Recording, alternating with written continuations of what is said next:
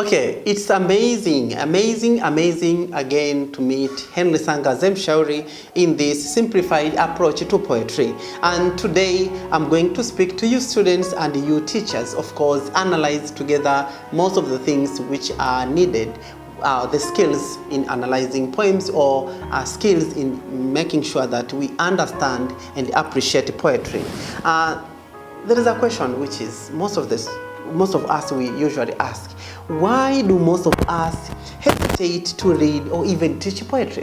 Why do a lot of students ignore poetry in exams or even refuse to read them? Let's say they will opt to do maybe plays and novels, to read novels and plays. Why not poetry? Why? Most of the students will hesitate, and of course, either they run away even the exam. Instead of answering poems, questions, they will opt they will choose to answer novels and plays. Why this? So that poetry is hard. I'm here to tell you that it's a myth. That poetry is hard is a myth. Through what I'm going to share, you will appreciate and understand that poetry is very simple and the easiest subject. So think of the songs you hear or even sing.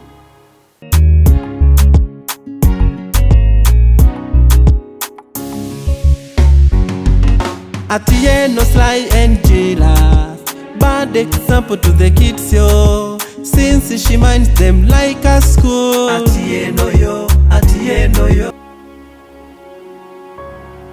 Think about your favorite songs.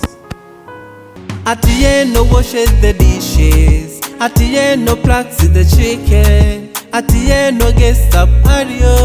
Atieno yo. Now, these songs are memorable and entertaining. Of course, it's funny, and this is what we call poetry. There is a problem in which most of us sometimes we find that poetry is difficult, but sometimes it's just due to different beliefs. Of course, we call it that poetry is difficult. It's a myth. So most of the teachers and students find understanding poetry is difficult because of the following reasons. Of course, mostly you find many obstacles to understanding poetry is our ingrained tendency to be very literal in communication. Most of us, we just make sure we write in extremely literal terms, and because we want to make sure we are understood. So dealing with the poetry, we don't write or we don't do things so that we are understood. No. Whatever we say, whatever we narrate, whatever we tell, it should be beyond of what is expressed. Of course, beyond of what is said. So most of us would like to write something which is well understood. So that's we call it literal meaning. So while we should be based on non-literal, let's say an example. I can give an example.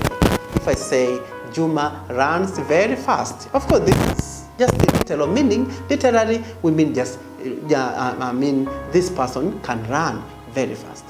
But if you say the same person, maybe Juma, or maybe somebody runs as fast as a cheetah, so you can do a comparison between the way the cheetah runs and the way this person runs, and that you will get another meaning which is beyond of what is expressed. Of course, you need a shared knowledge. You need to know how the cheetah, the ability of the cheetah to run, the speed, and so if you understand that, you can compare and understand how this person runs. So that is the literal, that is non-literal meaning. We think beyond of what is expressed in the sentences.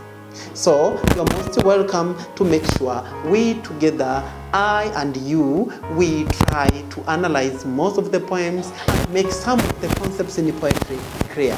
So you are most welcome, and I hope this is episode 1. Just to pause with those questions and think about it.